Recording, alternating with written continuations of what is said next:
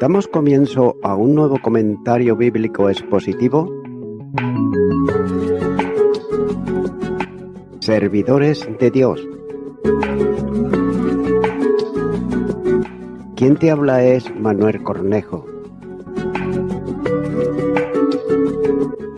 En esta ocasión estaré compartiendo en el Evangelio de Mateo, capítulo 1 y versículo 12, donde dice: Después de la deportación a Babilonia, Jeconías engendró a Salatiel y Salatiel a Zorobabel.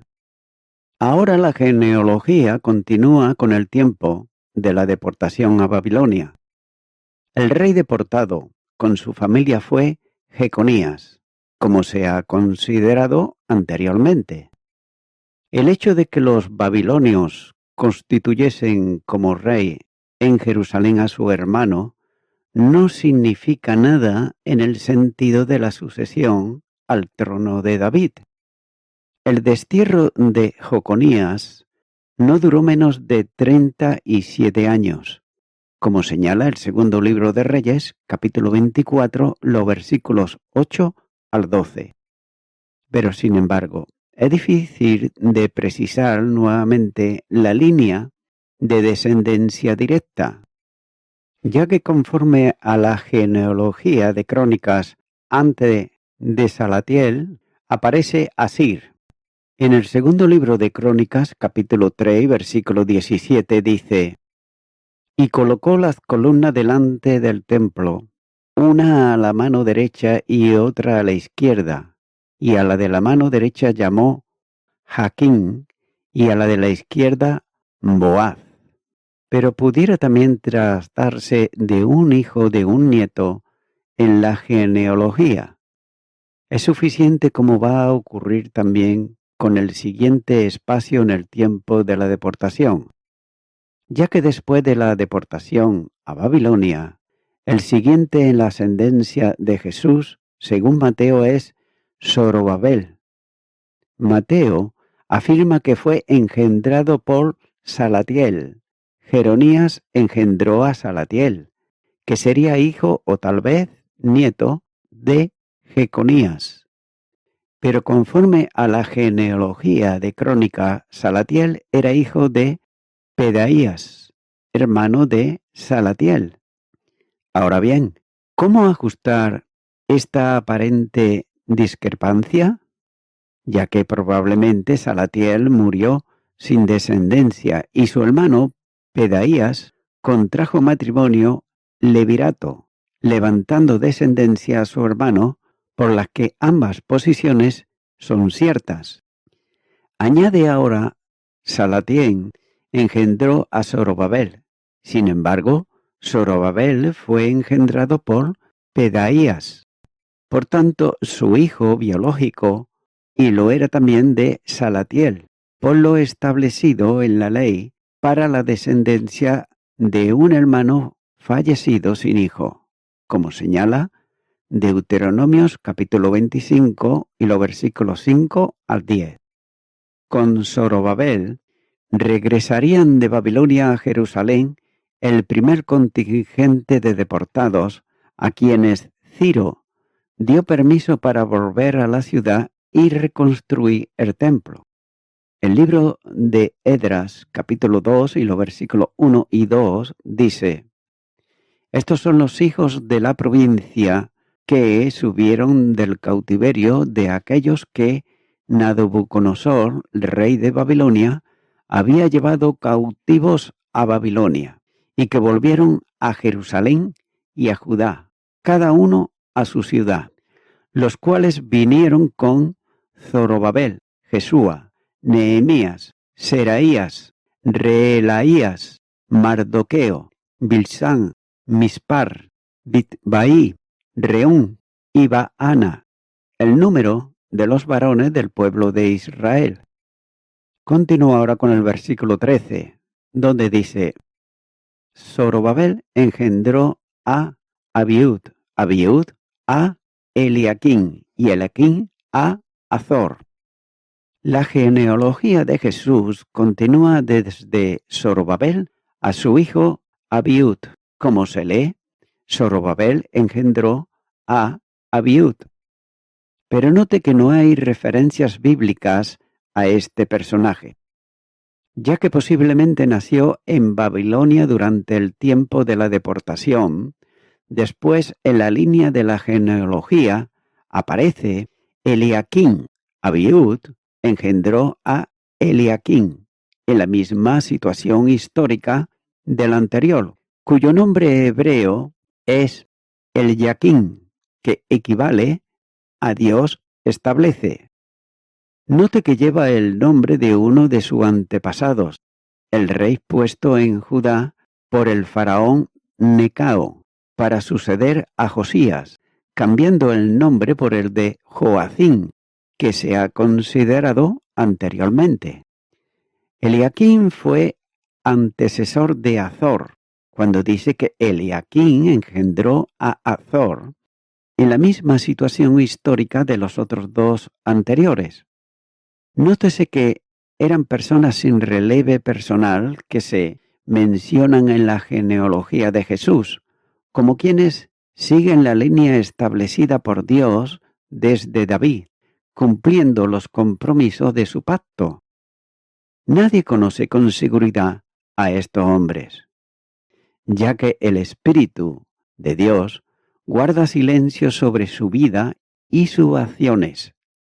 También es probable que en la situación en que se encontraban, lejos de su patria, prisioneros de los que habían ocupado Judá, no tuviesen nada destacable a lo que hacer referencia, y por tanto han pasado desapercibidos para los hombres, pero son conocidos, sin embargo, para Dios, ya que no hay nada en ello atractivo para la historia, pero son los instrumentos por medio de los cuales vendría el Cristo.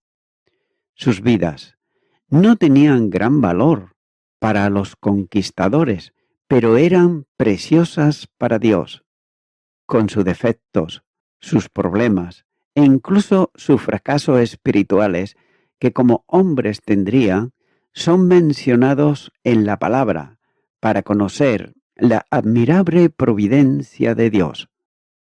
Pero sobre todo, para iniciar el paso por el primer evangelio, la soberanía preside la entrada al detalle de la persona y obra de Jesucristo, el Salvador, determinado desde antes de la creación. El primer libro de Pedro, capítulo 1, y los versículos 18 al 20, dice: sabiendo que fuisteis rescatados de vuestra vana manera de vivir, la cual recibisteis de vuestros padres, no con cosas corruptibles como oro o plata, sino con la sangre preciosa de Cristo, como de un cordero sin mancha y sin contaminación, ya destinado desde antes de la fundación del mundo, pero manifestado en los postreros tiempos por amor de vosotros. Continúa ahora con el versículo 14, donde dice: Azor engendró a Sadot, Sadot a Aquín y Aquín a Eliub. La lista genealógica entra de lleno dentro del periodo del retorno del cautiverio de Babilonia, ya que todos son ya personajes que aparecen en alguna medida relacionados con los grupos que regresaron para la reconstrucción, primero del templo y luego de la ciudad. El primero que se cita como hijo de Azor fue Sadot. Azor engendró, como dice, a Sadot. No debe, por tanto, de confundirse con el del mismo nombre, hijo de Baana, uno de los que reconstruyeron, como así muestra el libro de Nehemías, capítulo 3, versículo 4, donde dice que junto a ellos restauró Meremot, hijo de Urías, hijo de Cos, y al lado de ellos restauró Mesulán, hijo de Berequías, hijo de Mesezabeel. Junto a ellos restauró Sadok, hijo de Baana. ni con el otro de igual nombre, hijo de Immer, que trabajó en restaurar una parte del muro en días de Nehemías, como así señala Nehemías capítulo 13 y versículo 13, donde dice: y puse por mayordomos de ellos al sacerdote Seleemías y al escriba Sadot, y de los levitas a Pedaías, y al servicio de ellos a Anán, hijo de Sacur, hijo de Nataías, porque eran tenidos por fieles y ellos tenían que repartir a sus hermanos. Así pues, el siguiente en la lista es Aquín, que como otros muchos de sus antepasados, es una persona prácticamente desconocida. Cuando dice que Sadot engendró a Aquín, este fue padre de Eliud. Aquín engendró a Eliud en la misma condición histórica que su antecesor. Por tanto, no debe de sorprender tampoco esta situación, ya que está entrocada en el periodo intertestamentario, por lo que sus nombres y también referencias históricas no aparecen en ningún otro lugar del Antiguo Testamento. Continúa ahora con el versículo 15, donde dice: Eliud engendró a Eleazar, Eleazar a Matán, Matán a Jacob. Ahora la genealogía alcanza en este versículo al abuelo paterno de Jesús, una nueva evidencia del ajuste genealógico de Mateo para demostrar la vinculación de Jesús con David como heredero del trono y de las promesas se pone de manifiesto en la comparación del tramo final de esta genealogía con la que de Lucas, en la que desde el tiempo del retorno de la cautividad hasta el nacimiento incluye 23 nombres. Los tres antecesores más próximos a Jesús fueron Eleazar, luego Matán y finalmente Jacob. Aunque los personajes son desconocidos, los nombres manifiestan que su entorno era piadoso. El pueblo de Israel, después de la deportación a Babilonia, aprendió las consecuencias de la idolatría. Es cierto que no retornarían a Dios en plenitud de corazón y que poco a poco se introducirían entre ellos costumbres y también tradiciones a las que dieron, sin embargo, valor de doctrina, desviando la atención del pueblo de Dios mismo para centrarla en el sistema religioso que habían elaborado. Así pues, cada una de las generaciones mencionadas a través de los nombres de alguno de ellos está formada por hombres, por tanto, imperfectos.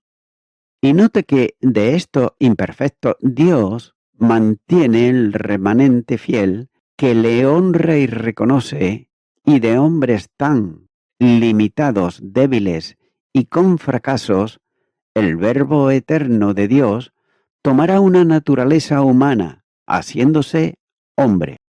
El Evangelio de Juan, capítulo 1 y versículo 14, dice: Acá el Verbo fue hecho carne, y habitó entre nosotros, y vimos su gloria, gloria como del unigénito del Padre, lleno de gracia y de verdad. Continúa ahora con el versículo 16, donde dice: Y Jacob engendró a José, marido de María, de la cual nació Jesús, llamado el Cristo. Lo que el evangelista Mateo procuraba entrocar a Jesús con David y Abraham se alcanza con el término de la genealogía, ya que dice que Jacob engendró a José, el marido de María. Aparentemente este último grupo de 14 generaciones está incompleto. Si se recuentan lo antecedente hasta el retorno de Babilonia, dan solo 13. Y note que varias soluciones se proponen para resolver la aparente discrepancia. ya que algunos consideran que Jeconías puede considerarse espiritualmente como dos personas, ya que hay un antes y un después en su vida.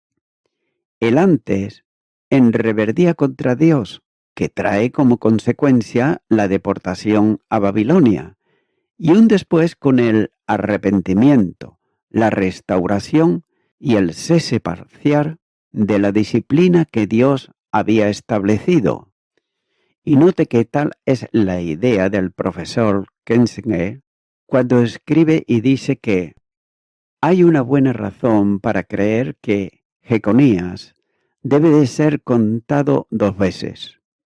Primero, como el último de la segunda serie de 14 y luego como el primero de la serie final. A primera vista, la decisión de contarlo dos veces podría parecer un método completamente inexcusable de librarse de una discrepancia del Evangelio, que consiste en esto, que la tercera lista, que supone que, al igual que las demás, deben contener 14 nombres, versículo 17, tendría solamente 13. Sin embargo, un poco de estudio de lo que las Escrituras nos dicen sobre Jeconías pronto nos revela que se presentan dos cuadros agudamente contrastables de la experiencia de este rey, ya que en el segundo libro de Reyes, capítulo 24, los versículos 8 al 14, todo es oscuro, como se ha indicado. Sobre Jeconías se pronuncia la maldición de quedar sin hijos, como señala Jeremías capítulo 22 y versículo 30. En su encarcelamiento las cosas mejoran y Jeconías, el exiliado, tiene hijos, en uno de los cuales se continúa la línea mesiánica.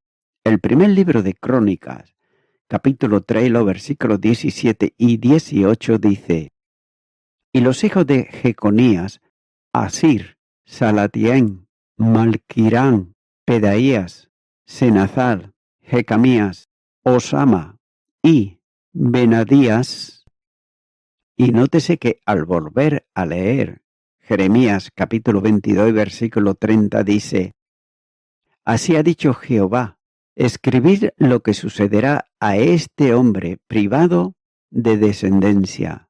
Hombre a quien nada prosperó sucederá en todos los días de su vida, porque ninguno de su descendencia logrará sentarse sobre el trono de David, ni reinará sobre Judá. Por tanto, comenzamos a entender que la predicción de que quedaría sin hijos no significaba otra cosa que esto, que ninguno de sus hijos ocuparía el trono terrenal de David. Ahora este cambio favorable de Jeconías antes de la deportación y el de después de la deportación es en sí mismo probablemente suficiente para justificar el que sea contado dos veces. Y si se necesita más, se puede considerar, por ejemplo, el segundo libro de Reyes, capítulo 25, los versículos 27 al 30, y Jeremías, capítulo 52, versículos 31 al 34. Así pues, Jeconías es liberado de la prisión y se le trata amablemente en la corte de Ebed-Medorat, rey de Babilonia, en cuya mesa come regularmente y se le da una porción continua. Además, llega a recibir un trono más alto que los tronos de los reyes que estaban con él en Babilonia. Difícilmente, por otro lado, puede uno imaginar un contraste más agudo. Mateo sabía todo esto, por cierto, ya que a través de su evangelio constantemente da muestras de que está familiarizado con sus fuentes. Por lo tanto, no es natural suponer que debido a estos dos cuadros tan agudamente contrastantes, Mateo cuenta a Jeconías 2 veces. No deja de ser interesante la argumentación, pero con todo se trata de una suposición para lo que no hay base bíblica suficiente, ya que está tratando de ligar a Jesús con David y demostrar la ascendencia del Señor por medio de la línea de continuidad al trono. Los 3:14 concluyen con el último en la lista, que es Jesús mismo. Es decir, desde Jesús, incluido él, hasta el retorno de la deportación, hay 14 generaciones, reflejadas por Mateo, sin necesidad de duplicar ninguna de las personas contenida en la lista. Y note que lo más destacable del versículo tiene que ver con la cláusula final, cuando dice, de la cual nació Jesús llamado el Cristo. La construcción está en femenino, vinculado, por tanto, a Jesús en cuanto a humanidad con María, virgen, sin relación alguna con su padre adoptivo, José. A diferencia de toda la relación anterior, en la que el padre figura como engendrando a su hijo sucesor en la línea del trono, no ocurre aquí, en donde José se presenta simplemente como marido de María. La rotura total de la forma es que Mateo presentó la genealogía, establece necesariamente que el nacimiento del primogénito de María se produce sin la acción masculina de engendrar naturalmente, como ocurre con todos sus antecesores. Note que la afirmación de Mateo conduce a la verdad de la concesión virginal de Jesús, quien, en cuanto a Dios, es hijo unigénito del Padre, y en cuanto a humanidad, es hijo de María, quien lo vincula con los hombres para que pudiese producirse el milagro de la unión de Dios con el hombre, mediante la subsistencia personal de la segunda persona divina, de la humanidad del Hijo de Dios, quien es Emmanuel, Dios con nosotros. También nótese que a José se le llama aquí marido de María, como también más adelante en los versículos 18 al 25. Mateo detallará cómo se produce esa relación. Con todo es necesario también prestar atención al hecho de que José, el marido de María, no tuvo nada que ver con la concesión de Jesús. La antesala a la verdad de la encarnación del Verbo de Dios se abre con la sencilla frase de este versículo. Y así, Mateo logra demostrar que Jesús de Nazaret es hijo de David e hijo de Abraham, y es también el Cristo de Dios, anunciado y prometido a Israel por los profetas. El título Cristo equivale a Mesías, que expresa la relación de Jesús con las promesas que Dios dio a su pueblo y la esperanza que el pueblo de Dios en la antigua dispensación tenía. Los grandes carismas de Hechos ofrecen la perspectiva de esta esperanza, cuando dice: Dios ha cumplido lo que antes había anunciado por boca de todos sus profetas. Hechos de los Apóstoles, capítulo 3, versículo 18. Sin embargo, esta esperanza que Israel aguardaba produce un cambio radical en la historia humana. La esperanza no es nacional, sino universal, ya que no se trata solo del Mesías que instaurará el reino y cumplirá las promesas dadas a Israel desde el inicio de su historia en las personas de los patriarcas y a David, relativas al reino, sino de aquel que se hace en cada pecador que lo recibe esperanza de vida.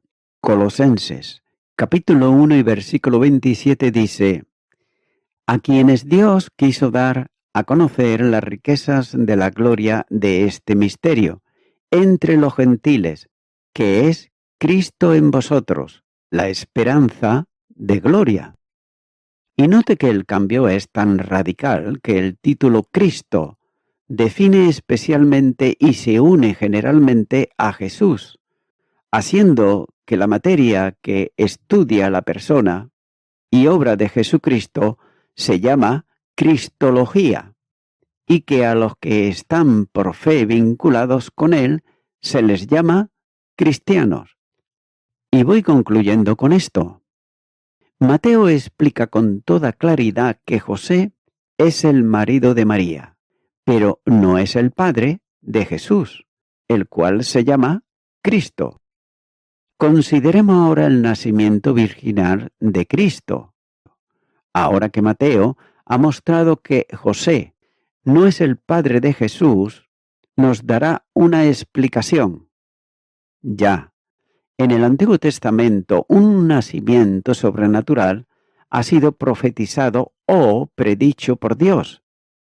El profeta Jeremías, en Jeremías capítulo 31 y versículo 22, habló a la nación de Israel diciendo: ¿hasta cuándo andarás errante, oh hija, con tu madre? Porque Jehová creará una cosa nueva sobre la tierra. La mujer rodeará al varón. Así no se hacen las cosas. Es por eso que, amigo y amiga oyente, la mujer rodeará al varón. Esto no es, pues, un nacimiento natural, sino un nacimiento sobrenatural. Amigo y amiga oyente, el nacimiento espiritual en Cristo es un nacimiento sobrenatural, y es posible por cuanto una persona cree en la obra expiatoria que Jesús llevó a cabo en la cruz del Calvario, a favor del pecador y la pecadora que viene a él arrepentido. Y cuando esto ocurre, esa persona puede experimentar también el nuevo nacimiento espiritual que es sobrenatural. Por tanto, mi amigo, mi amiga oyente, yo te animo ahora en este momento a que tú vengas a Cristo, a que tú le aceptes en tu corazón como tu único y suficiente Salvador. Si nunca antes lo has hecho, pues ahora repite conmigo esta sencilla oración que voy a hacer. Sígueme y di: Señor Jesucristo, vengo ante ti porque nunca antes he experimentado lo que tu palabra dice, el nuevo nacimiento espiritual. Vengo ante ti en arrepentimiento, pidiéndote perdón por todos mis pecados, los cuales me arrepiento de ellos, y te recibo ahora como mi Salvador. En tu nombre, amén.